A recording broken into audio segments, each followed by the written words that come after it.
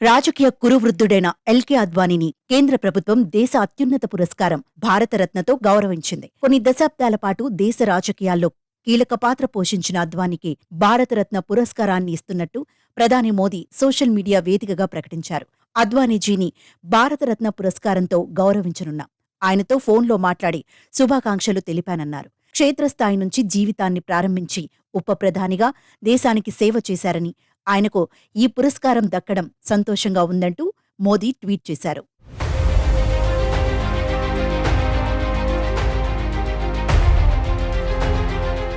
BJP అగ్రనేతగా ఉన్న LK Advani 1927లో అవిభక్త భారత్లోని కరాచీలో జన్మించారు. అక్కడే పాఠశాల విద్యను అభ్యసించారు.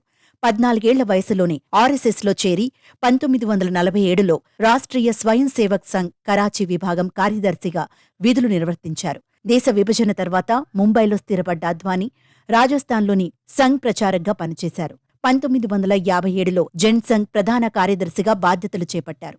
1966లో ఢిల్లీ మెట్రోపాలిటన్ కౌన్సిల్ అధ్యక్షుడిగా గెలుపొందారు. ఆ తర్వాత 1970-72లో భారతీయ జనసంఘ్ ఢిల్లీ విభాగం అధ్యక్షుడిగా కొనసాగారు. 1970లో ఢిల్లీ నుంచి రాజ్యసభ సభ్యుడిగా తొలిసారి ఎన్నికయ్యారు. ఆ తర్వాత 1976లో రెండోసారి రాజ్యసభకు వెళ్లారు. 1977-80లో జనతా పార్టీ ప్రధాన కార్యదర్శిగా ఆ పార్టీ ప్రభుత్వంలో 1977 నుండి 79 వరకు సమాచార మంత్రిగా కొనసాగారు. 1980లో జనతా పార్టీ ఓటమి పాలైన తర్వాత రాజ్యసభలో ప్రతిపక్ష నాయకుడిగా వ్యవహరించారు. జనసంఘ్ను వీడిన జనతా పార్టీ నాయకులు 1980 ఏప్రిల్ 6న భారతీయ జనతా పార్టీని స్థాపించారు. 1982లో మధ్యప్రదేశ్ నుంచి మూడోసారి రాజ్యసభకు ఎన్నికయ్యారు. 1986 నుంచి 1991 మధ్య బీజేపీ అధ్యక్ష పదవిలో ఆయన కొనసాగారు.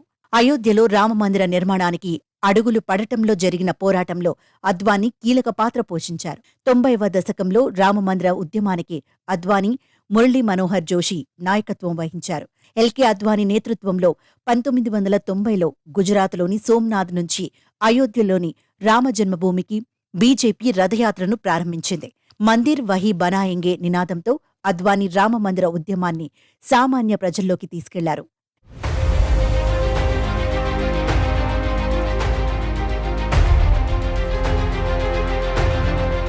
ఇక 1996లో జరిగిన ఎన్నికల్లో బీజేపీ అతిపెద్ద పార్టీగా అవతరించింది.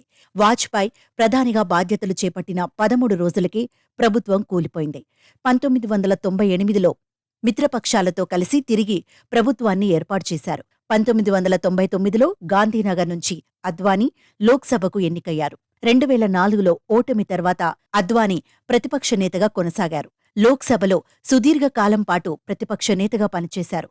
2009 ఎన్నికల్లో బీజేపీ ప్రధాని అభ్యర్థిగా పోటీ చేశారు. కాని ఆ ఎన్నికల్లో బీజేపీ ఓటమి పాలైంది. 2014లో మరోసారి గాంధీనగర్ నుంచి గెలుపొందిన అద్వానీ 2019 నుంచి క్రియాశీల రాజకీయాలకు పూర్తిగా దూరమయ్యారు. వయోభారంతో ప్రస్తుతం ఇంటికే పరిమితమయ్యారు. అద్వానీకి భారతరత్న పురస్కారం దక్కడంపై రాజకీయ నేతలు హర్షం వ్యక్తం చేస్తున్నారు. సోషల్ మీడియా వేదికగా అద్వానీకి శుభాకాంక్షలు చెబుతున్నారు.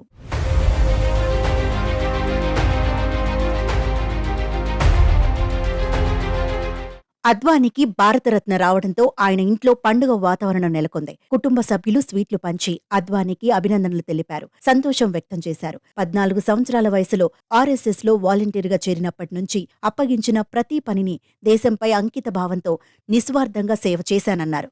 భారతరత్న వచ్చిన సందర్భంగా ఒకరు పండిట్ దీన్ దయాళ్ ఉపాధ్యాయ్ కాగా మరొకరు భారతరత్న అటల్ బిహార్ వాజ్పేయిని స్మరించుకుంటున్నట్టు తెలిపారు. ప్రజా జీవితంలో తనతో కలిసి పనిచేసిన లక్షలాది మంది పార్టీ కార్యకర్తలకు, స్వయం సేవకులకు ఆయన కృతజ్ఞతలు తెలిపారు.